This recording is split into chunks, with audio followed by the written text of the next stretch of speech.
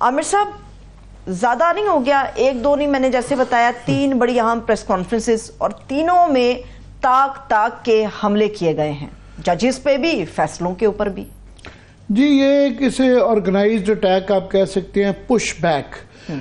یہاں کافی عرصے سے جو یہ تناؤ چل رہا تھا judiciary versus the government slash usual suspects کہہ لیں، جو بھی کہہ لیں آپ، تو یہ جو تناؤ تھا یہ اب جنگ بن گئی ہے۔ اور یہ پاکستان کی تاریخ میں پہلی دفعہ ہوا تھا کہ 6 اسلام آباد ہائی کورٹ کے 6 ججز نے انہوں نے خطوط کا ایک سلسلہ منظر عام پہ آیا، سپریم کورٹ کو خط لکھا کہ جناب یہ مداخلت ہو رہی ہے اور یہ بتائیں کہ کیا کرنا ہے۔ اس کے بعد سے یہ سلسلہ جاری ہے اور پھر ہم نے دیکھا کہ سوشل میڈیا پہ ان کے خلاف ایک کیمپین شروع ہو گئی، اور خاص طور پہ جسٹس بابر ستار، محسن کیانی صاحب،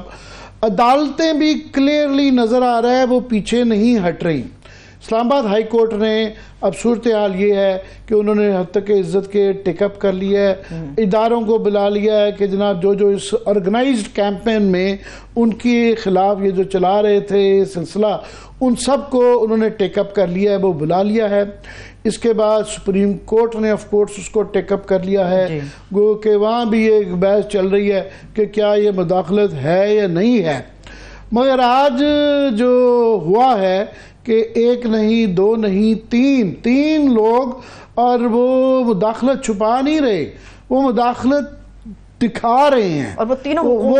یوزول سسپیکٹس ہیں اس کے اندر کہ وہ ڈرا رہے ہیں اور دکھا رہے ہیں کہ جناب یہ ایسے نہیں چلے گا۔ اور جو ایک جس طریقے سے جن الفاظ کے اندر ایک پش بیک کیا گیا ہے، ایک آرگنائزڈ جو ہے، میں سمجھتا ہوں عدلیہ کا جواب نہیں دیا گیا، یہ جواب سے زیادہ اس کے اندر بڑی حد تک آمیز، دھمکی آمیز قسم کی گفتگو ہے۔ آبویسلی جو ہمیں نظر آ رہا ہے کہ عدالت کے اندر 3-4 اس وقت بہت ہی اہم فیصلے چل رہے ہیں، اور شاید وہ جس طرح لوگوں کا خیال تھا کہ ان کی مرضی کے مطابق ایک سمت میں چلیں گے، وہ نہیں چل رہے ہیں۔ فار ایگزامپل جو سب سے بڑا تو یہ 6 ججز کا اسلام آباد ہائی کورٹ کا، جو کہ میں سمجھتا ہوں کہ پاکستان کی تاریخ میں ایسا نہیں ہوا، اور وہ بہت بڑا ایک واقعہ بھی بہت بڑا ہے کہ آپ 6 ججز جب لکھیں تو پوری جوڈیشری کا امتحان میں کھڑی ہو گئی۔ اس کے بعد پھر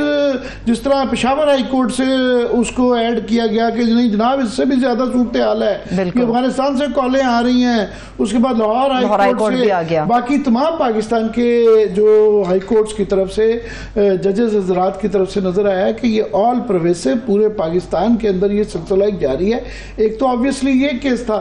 آج کی میں سمجھتا ہوں کہ پرووکیشن جو ہے وہ اس کی جو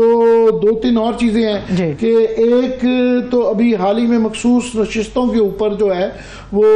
جو فیصلہ آیا ہے، ظاہر ہے وہ گورنمنٹ کو وہ پسند نہیں آیا، اس کا انہوں نے اظہار بھی کیا ہے کہ وہ ابھی بڑا بینچ بنے گا، مگر فی الحال وہ 73 سیٹیں جو ہیں وہ سسپینڈ ہو گئی ہیں۔ پھر آج جو ایک مزید جو میں سمجھتا ہوں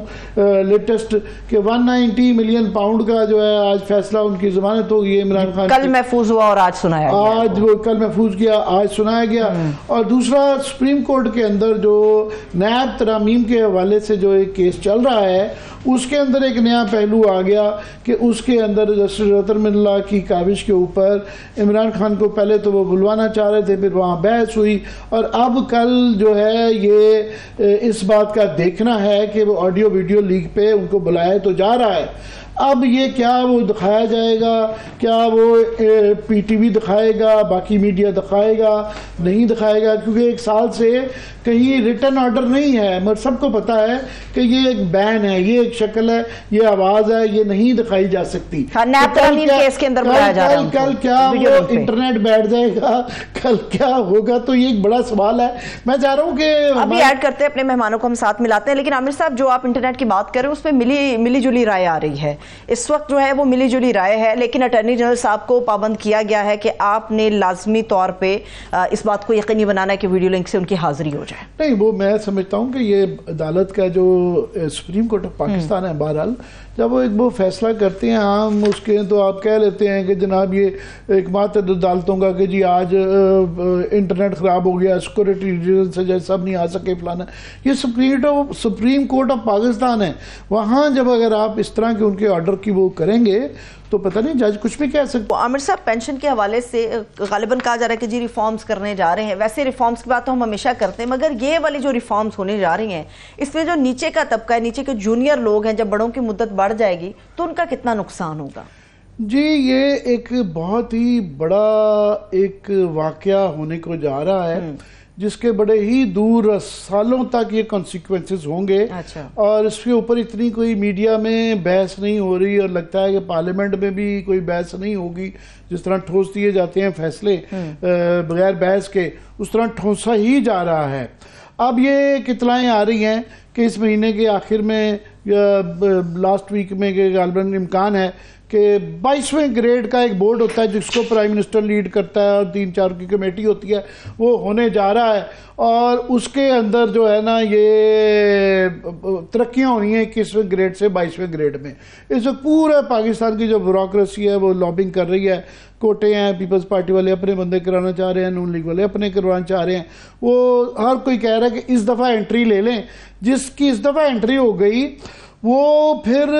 پتہ نہیں کتنی دیر تک وہ رہے گا۔ اس کا بیک گراؤنڈ یہ ہے کہ دوسری طرف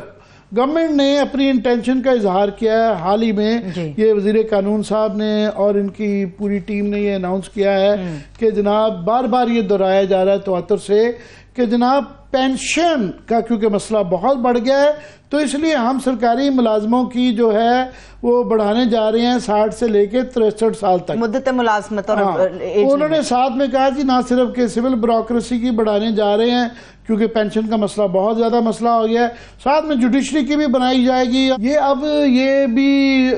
خبر چل رہی ہے کہ ہو سکتا ہے فائنانس بل کے ساتھ بجٹ کے ساتھ ہی ایک دم سے یہ پاس کر دیں، یہ بھی ساتھ میں پیش کر دیا جائے کہ جی پینشن کا یہ بہانہ کر کے یہ جو کیا جا رہا ہے، تو اس کے اندر 2-3 ایشوز آ جاتے ہیں۔ ایک تو یہ ہے کہ جو اس دفعہ پھر 22ویں جائیں گے تو کیا 63 سال پہ جب ایج ہو جائے گی تو اس کے بعد پھر آئندہ کوئی 3 سال تک کوئی ویکینسی نہیں نکلے گی۔ عامر صاحب، نیا پھڈا پڑ گیا، وہ آج آپ نے دیکھا ہے کے پی کے اندر کیا ہوا؟ وزیر اعلیٰ ورسز فیصل کریم کنڈی جو گورنر کے پی ہیں، انہوں نے ان کے 2 کمرے چھین لیے ہیں، اور گنڈا پور صاحب نے دھمکی لگا دی ہے گورنمنٹ کو، اگر ہماری غیر اعلانیہ لوڈ شیڈنگ نہ بند ہوئی کل میں خود گریڈ اسٹیشن جا کے بیٹھ جاؤں گا اور بٹن نہیں دبانے دوں گا۔ میں کوشش کر رہا ہوتا ہوں کہ بڑے سنجیدہ قسم کے معاملات وہ کریں، مگر یہ آپ سنجیدہ سمجھ رہی ہیں، سارا میڈیا سارا دن چلاتا رہا ہے، یہ ایک فریولس ایشوز ہیں، روز یہ ہو جاتی ہے جی ہی سیڈ شی سیڈ، انہوں نے یہ کہا یہ کہا۔ پہلے وہ بیچارے شیر افضل مروت کا چلتا تھا، انہوں نے یہ کہہ دیا، فلانے نے یہ کہہ دیا۔ اب یہ نیا شروع ہو گیا ہے کہ کنڈی صاحب بیچارے ان کو گورنر لگا دیا ہے، وہ سمجھ رہے ہیں کہ میرا، کیونکہ ان سے وہ ہارے ہوئے ہیں، وہ ایک ہی کانسٹیٹوئنسی ہیں، دونوں ایک دوسرے کے خلاف الیکشن لڑتے رہے ہوئے ہیں، تو وہ ایک آپس میں وہ ایک چل رہا ہے۔ میں سمجھتا ہوں جو اس وقت ملک کے حالات ہیں، یہ جو ہم نے آگے بحث کی ہے، لیگل بحث ہے، یہ بیوروکریسی کے مسائل ہیں، مہنگائی کا مسئلہ ہے، کسانوں کا مسئلہ ہے، لا اینڈ آرڈر کا پورے پاکستان کے اندر مسئلہ چل رہا ہے، گوادر کے اندر وہ پنجابی بیچارے مار دیے، کچے کے اندر وہ لڑائی مار کٹائی چل رہی ہے، کسان سڑکوں پہ نکلے ہوئے ہیں، پورے پاکستان کے اندر نکلے ہوئے ہیں۔ تو یہ کہ وہ دونوں اپنے مزاج کے ہیں، وہ کنڈی صاحب کو یہ مل گیا ہے، وہ سمجھتے ہیں کہ مجھے گورنر اس لیے بنایا گیا میں اس کو ٹانگ کے رکھوں، اور گنڈا پور صاحب کہتے ہیں میرے پاس مینڈیٹ ہے میں اس کو ٹانگ کے رکھوں گا۔ گنڈا پور صاحب ہیں، اور نہیں ایک بات ضرور ہے، کنڈی صاحب گورنر کا عہدہ ایک بڑا سیریمونیل عہدہ ہے، تو وہ ان کے پاس وہ اختیارات نہیں ہیں۔ وہ کہہ رہے ہیں جناب کے پی ہاؤس کے میں دروازے بند کرواؤں، ان کے پاس یہ اختیار ہے، پولیس ایڈمنسٹریشن یہ ان کی ہے، تو یہ اب یہ مگر وہ پہلے بھی بیان کہ میں قبضہ کر لوں گا، یہ کروں گا، تو وہ انہوں نے نہیں بھی، ان کے پاس گورنر کا جو ہے نا سسٹم لگانا ہے، اگر آپ نے گورنر رول لگانا اس کے لیے ایک آئین کے اندر ایک لوازمات ہیں۔